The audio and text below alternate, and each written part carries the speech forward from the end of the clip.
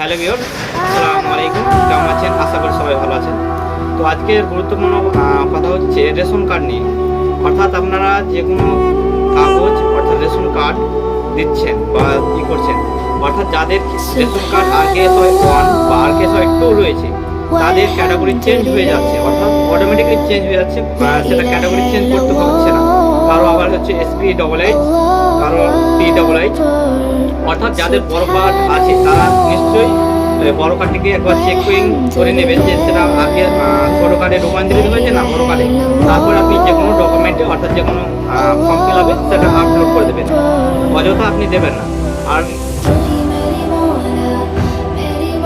আর এটা ডাউনলোড অর্থাৎ এটা ডাউনলোড করলেই আপনার ছোটো কার্ডে রূপান্তরিত হয়ে যাবে। এটা জন্য এক্সট্রা কোনো কিছু করতে হবে না। যদি আপনার কোনো কারেকশানের প্রয়োজন হয় তাহলে আধারের মাধ্যমে সঙ্গে সঙ্গে কারেকশান করা যাচ্ছে, সেইভাবে আপনি কারেকশন করে আপনি ডাউনলোড করে আপনি সেটা ব্যবহার করে নিতে পারেন, মানে আপনার কাজে সেটা দিতে পারেন।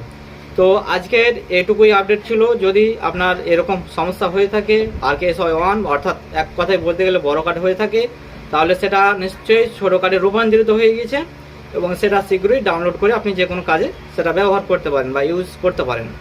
তো আজকের ভিডিওতে এটুকুই তথ্য আপনাদের জানানো ছিল।